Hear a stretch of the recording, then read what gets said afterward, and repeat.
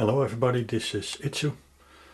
Last time I ended up with a coil with as outer layer the coaxial cable. It turned out to be 41 turns all the way to the end, and it's being terminated over here.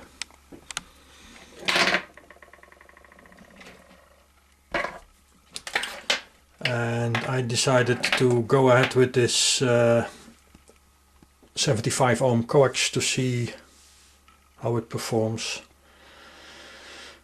And I have some parts on order, and I can also order some RG58 if needed. I also wound now the L4 coil. As I understand from several reactions I've got and from looking into the data, this L4 coil should be well isolated from the coaxial cable because of the high voltage pulse peaks, which could be on the outside of the coaxial cable. So I had laying around a high voltage cable.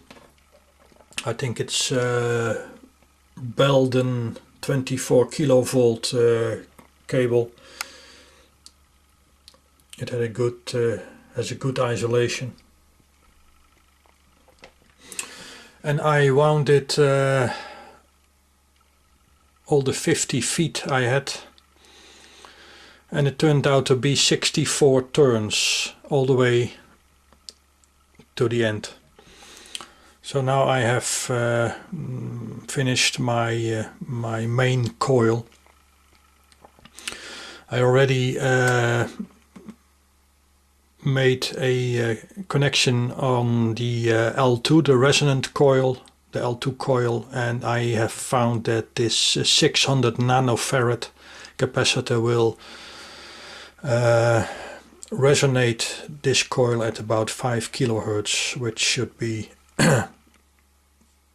as I understand the range to do to resonate on. So I will now try to make some measurements and to confirm this is the correct coil.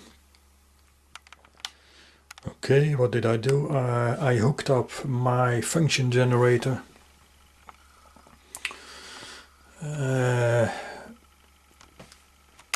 to this very loosely coupled 2 turns black coil as a helper coil to this 2 times 22 ohm resistor, making almost 50 ohms.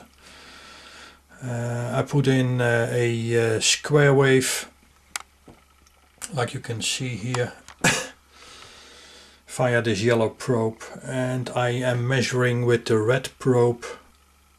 I am measuring the resonance across the capacitor, and it turns out that I have resonance. I will move away now the frequency, and it peaks at this somewhere here. And you can see at channel 1 frequency it peaks at 5.076 kilohertz. So this is I think one of the objectives, to have this L2 coil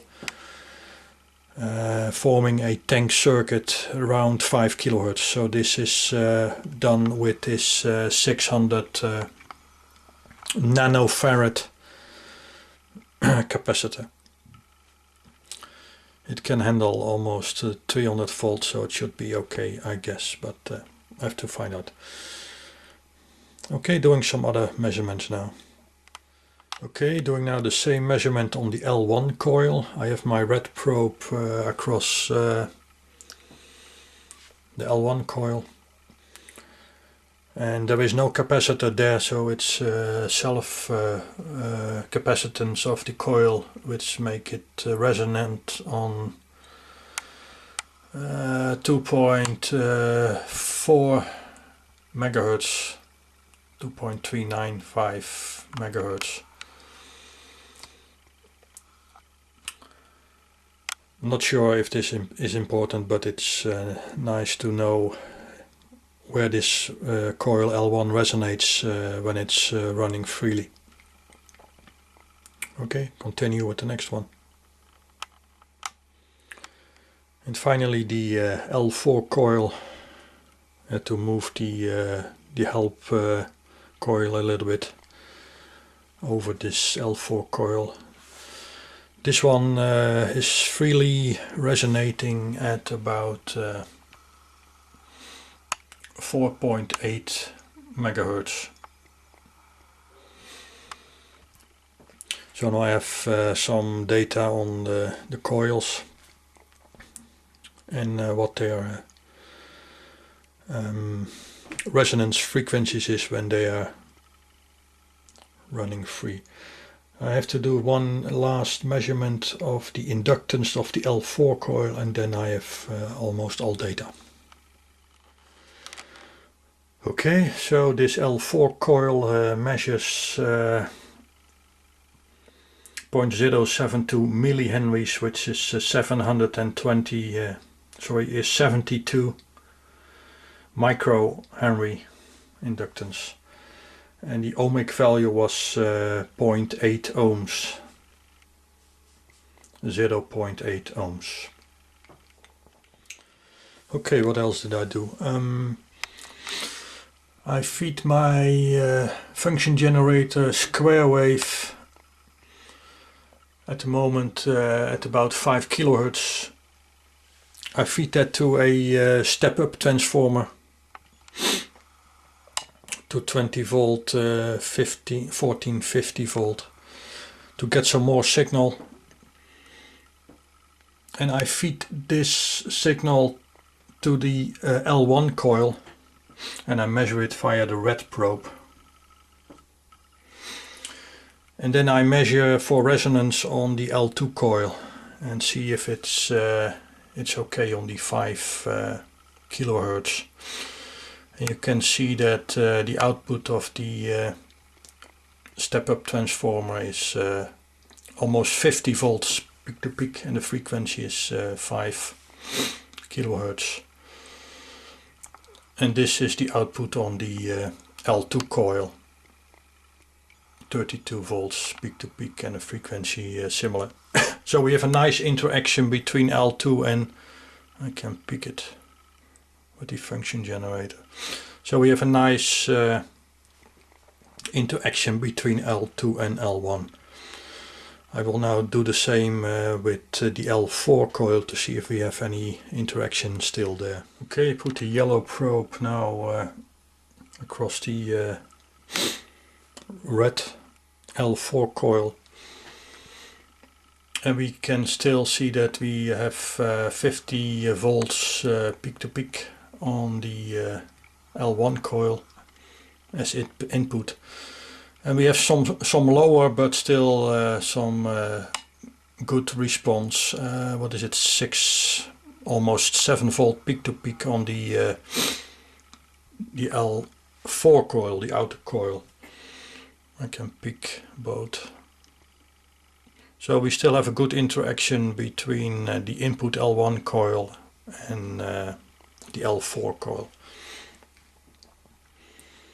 Not sure if this is of much importance, but as we have this coaxial cable in between, there should be a lot of dampening, but the signal is still coming through. Okay, trying to make some measurements now on the coaxial cable to pulse it with high voltage to see what's happening. Okay, what did I do now?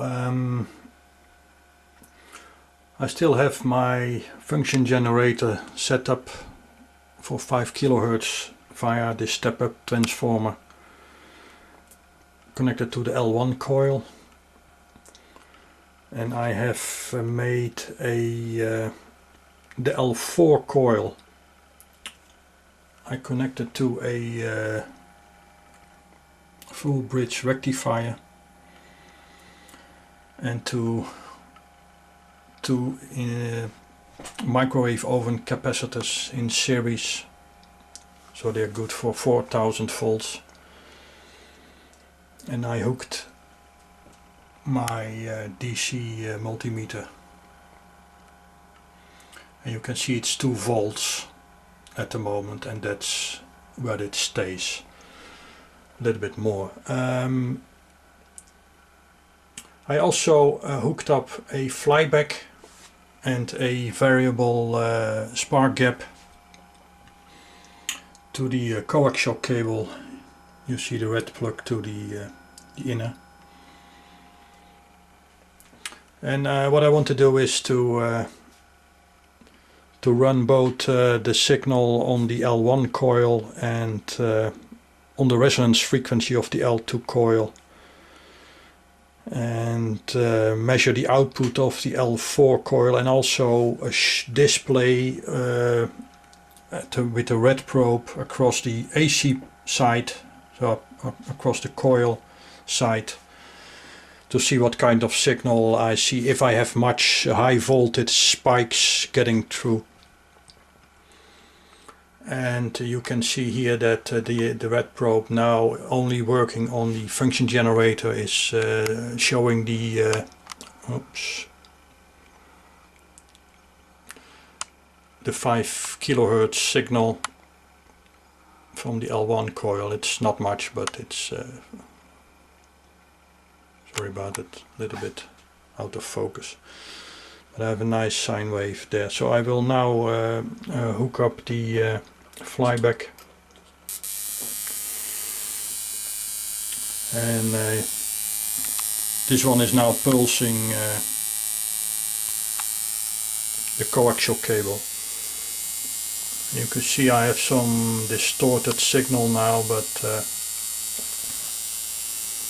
that's normal, I guess. I will show down. We have some spikes on the signal, not much, about 33 volt spikes.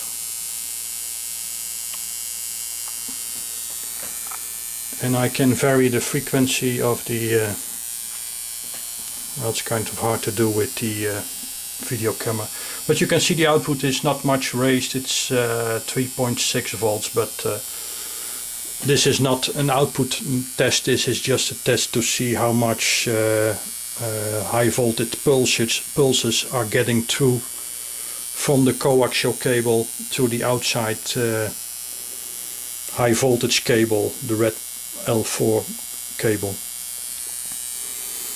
And I can vary both the frequency of the flyback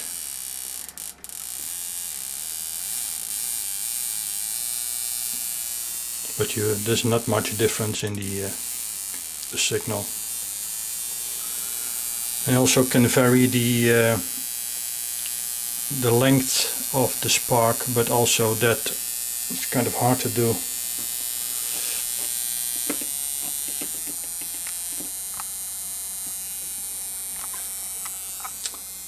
Now closer the gap, and the shorter the frequency, but also the lower the sparks.